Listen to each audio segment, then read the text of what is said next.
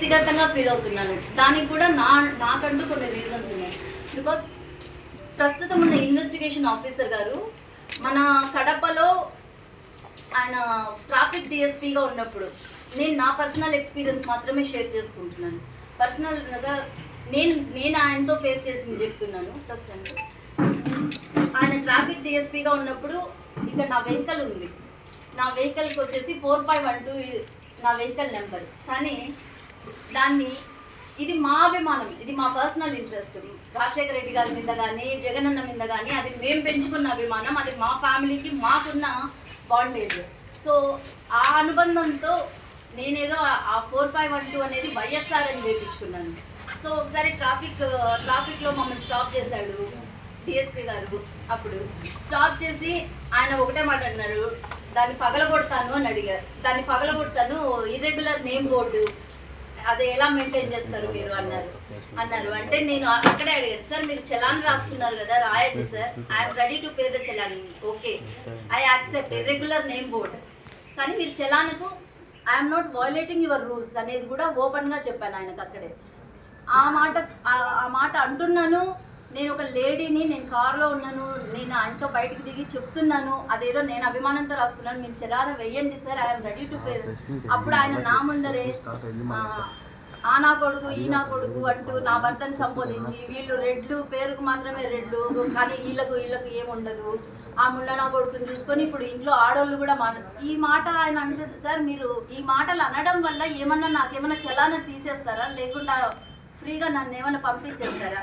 మీరు రాసిన చలానాకు నేనైతే ఫైన్ వేస్తున్నప్పుడు మీరు నా భర్తను పట్టుకొని ఆ ముండ నా కొడుకు ఈ ముండ నా కొడుకు అని మాట్లాడటం పద్ధతి కాదు కదా అని ఆ రోజు నేను ఆయన ఇక్కడ ట్రాఫిక్ డిఎస్పీగా ఉన్నప్పుడు ఆ రోజు మా ఇద్దరి మధ్య ఈ వివాదం జరిగింది. దీన్ని నేను లైట్గా తీసుకున్నాను and I totally ignored him. అదేదో అయిపోయింది అన్న కాన్సెప్ట్లోనే నేను ఉన్నాను. నిన్న ఇక్కడ ఆంధ్రజ్యోతి ధర్నా జరిగే టైంలో ఒకవైపు బీయింగ్ నగరాధ్యక్షులుగా నేను పార్టీ తరఫున ఏదో ధర్నాకి వెళ్ళాను. ఆయన ఉన్నాడు. మేము ఒక సైడ్ చెప్తున్నాము, సార్ మేము శాంతియుతంగా ఏదో ధర్నాకు వచ్చాము, మేము ఇక్కడ ఏది వాయిలెంట్ యాక్ట్ చేయటం లేదు కదా. ధర్నాలో కూడా మీరందరూ మీడియా మిత్రులందరూ హత్య జరుగుతుంది, అక్కడ ఎవరు మీరు పోలీస్ సిబ్బంది కానీ మీరు ఎవరు ఎక్కడ ప్రొటెక్షన్ ఇవ్వలేకపోయారు, కనీసం దాన్ని ఆపలేకపోయారు. ఈరోజు శాంతియుతంగా 10 మంది ఆడోళ్ళు చేసుకుంటున్న ధర్నాకు ఇన్ని బ్యారికేడ్లు వేసి ఇన్ని వేసి మీరు ఇంత అడ్డు తగులుతున్నారేంటి సార్, ఇదేమన్నా న్యాయమా అని ఆయన అడిగితే ఆయన ఓపెన్గా ఈ ముండలే అడిగిపోయినారు, ఎక్కడ పోయారు ఈ కానిస్టేబుల్ ముండలు ఏంటి, వీళ్ళందరికీ నేను సమాధానం చెప్పాలా, మీరేంటి అంటే మనిషిని ఆయన ఆలోచించే కోణంలోనే ఒకటి మనకు తెలుస్తుంది, ఎదుటి మనిషి మనం చూసే విధానం తెలుస్తుంది, అతని మాటల పద్ధతిలో తెలుస్తుంది. ఆయన ఏదో మైండ్లో పెట్టుకొని ఏదో దాన్ని లేదు నిత్యానంద రెడ్డే టార్గెట్ అన్నట్టు, ఈవెన్ ఆయన వైఫ్ ఒక లేడీని నన్ను అంత ఇన్సల్టింగ్గా ఆయన మాట్లాడుతున్నాను. నేను ఆయన రిక్వెస్ట్ చేసుకుంటున్నాను, ఓకే నువ్వు ధర్నా వద్దంటున్నావు సరే, బ్యారికేడ్లు జరపద్దు ఏమన్నా, కానీ ముండలు గిండెలు అని నువ్వు అక్కడ నా ముందరే నువ్వు అంత నిర్మోహమాటంగా మాట్లాడుతున్నావు.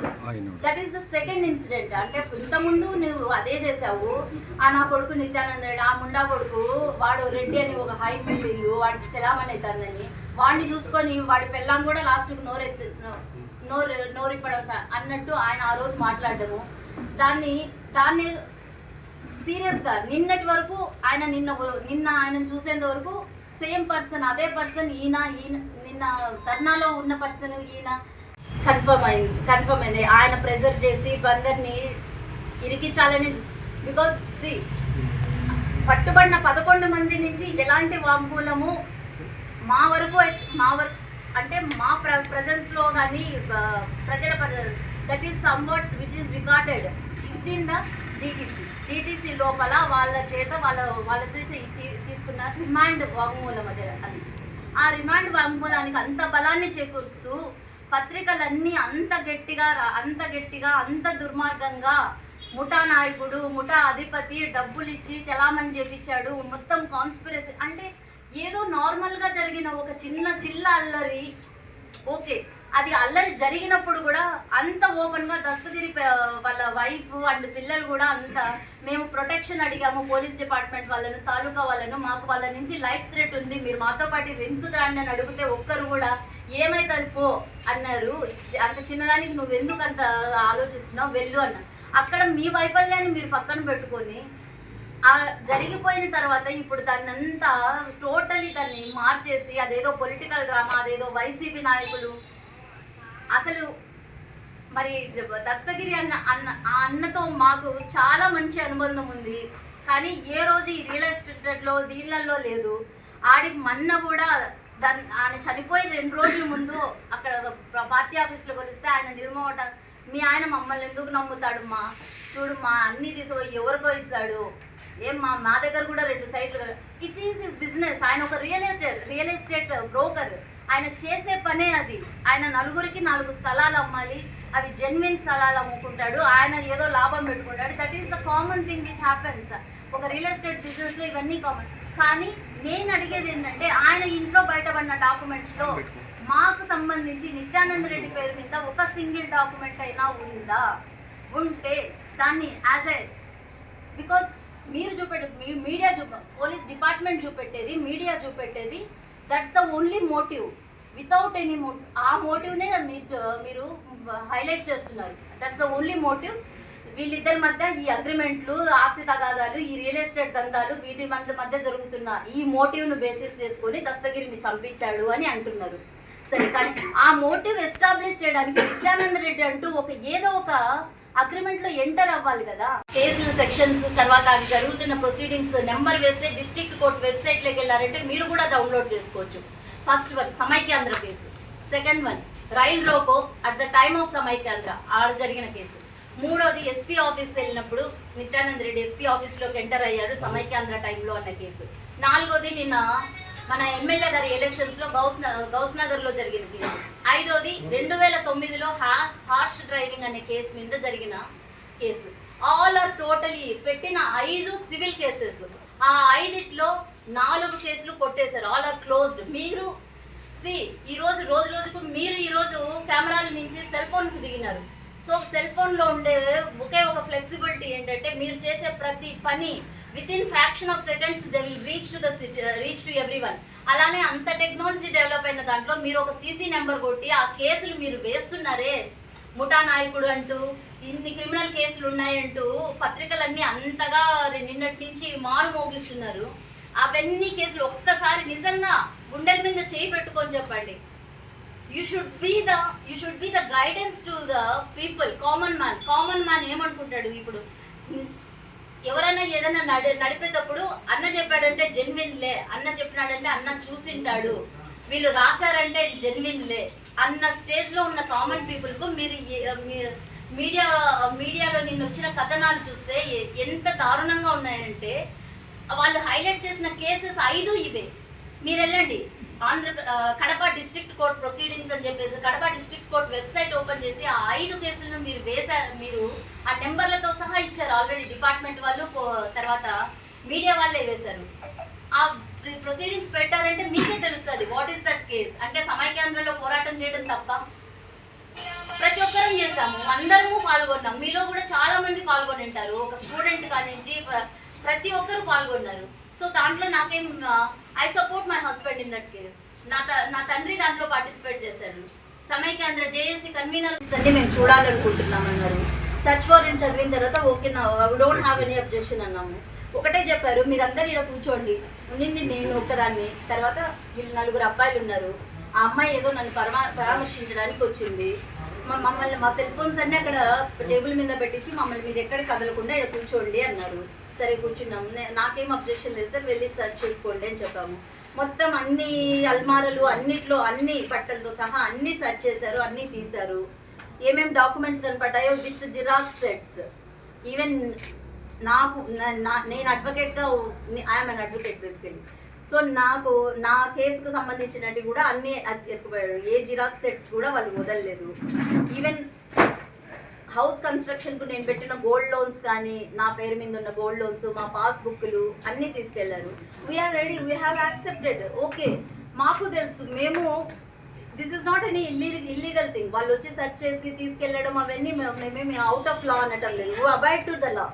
సో మేమేం అబ్జెక్షన్ చెప్పలేదు, అన్నిటినీ వాళ్ళు వేసుకుంటున్నారు, రాస్తున్నారు. ఇద్దరు విఆర్ఓలు వచ్చారు, వాళ్ళ సమక్షంలో ఈ డాక్యుమెంట్ నెంబర్ రాశారు. సార్ ఇప్పుడు ఈరోజు ఒక రిజిస్ట్రేషన్ జరిగితే సాయంత్రానికి నీకు ఓటీపీ రావాలి, సాయంత్రానికి నీకు డాక్యుమెంట్ డీటెయిల్స్ వస్తాయి.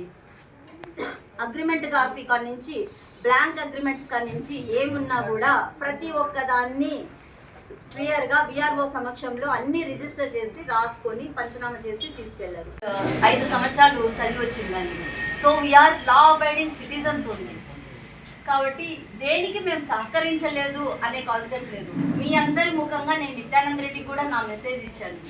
అలానే మీ అందరి ద్వారా నేను కోరుకునేది ఫెయిర్ ఇన్వెస్టిగేషన్ కోసము మేము ఎక్కడికైనా రావడానికి రెడీగా ఉన్నాం. బట్ ఈ అర్ధరాత్రి తనిఖీలు, ఈ అర్ధరాత్రి చెకప్లు, తర్వాత ఈ పిల్లల్ని ఎత్తి వాళ్ళని కొట్టి బలవంతంగా వాళ్ళ చేత చెప్పించడాలు, ఇవన్నీ చూస్తుంటే why don't we approach SIT or CBI enquiry? Because already మనిషి క్యారెక్టర్ అసాసినేషన్ జరిగిపోయింది పూర్తిగా. ఆయన్ని ఏదో ఒక క్యారెక్టర్లెస్ పర్సన్ ఇట్లా డబ్బులు ఇచ్చి ఇట్లాంటి పనులు చేపిస్తాడన్నట్టు పూర్తిగా కవరేజ్ ఇచ్చేశారు. దించాల్సిందంతా దించేశారు. ఇన్నాళ్ళు ఎంతో అపురూపంగా ఒక చిన్న మచ్చ లేకుండా బతికిన మనిషిని ఈరోజు మా ఏడుపు వెనుక నిత్యానంద రెడ్డి రాలేదనేది బాధ లేదు మీరందరూ అభియోగం. కానీ ఒకటే కాన్సెప్ట్, బికాజ్ లైవ్గా నేను తనను చూశాను. ఒకరోజు కాదు, 2 రోజులు కాదు, 2000 నుంచి తనతో కలిసి నడుస్తున్నాను. కాబట్టి అప్పటి నుంచి తను ఎంత అపురూపంగా తనంటూ ఈ రాజకీయ భవిష్యత్తును సృష్టించుకున్నాడో నాకు తెలుసు.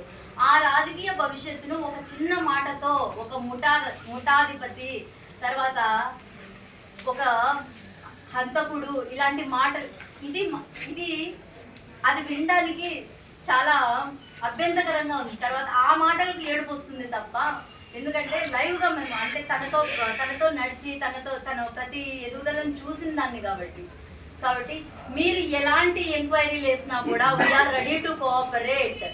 ఈవెన్ నా హస్బెండ్ నాకు టచ్లో వచ్చిన దాదాపు ఇప్పుడు 2 రోజులు అవుతుంది. శనివారం మధ్యాహ్నం నుంచి నాకు అతనితో ఎలాంటి కాంటాక్ట్స్ లేవు, ఫోన్ లేదు, ఏం లేదు. నా హస్బెండ్ నాకు టచ్లో వచ్చినా నేను చెప్పే ఫస్ట్ మాట, we're not wrong at anyway. అతను మనం ఫ్యామిలీ మనిషే. బికాజ్ యూ సీ, నాకు తెలిసినంత వరకు ఇప్పుడు ఏ చిన్నది జరిగినా ఇప్పుడు నిన్నటి నుంచి చూస్తున్నాను, మా వైసీపీ కార్పొరేటర్లు కానీ మా కార్యకర్తలు కానీ ప్రతి ఒక్కరు ఇంటి దగ్గరకు వస్తున్నారు. ప్రతి ఒక్కరు మేము ఉన్నామని భరోసా ఇస్తున్నారు. We're all family. మా అందరిలో ఆ అనుబంధం అయితే ఉంది. కాబట్టి ఆ దస్తగిరి అన్నను కూడా మాకంటూ అతనితో మాకు ఇలాంటి ఫైనాన్షియల్ డీలింగ్స్ అయితే లేవు. నా భర్త నా దగ్గర దాచుతాడనే విషయం కూడా నేను ఒప్పుకోను. Because I am well aware more than him.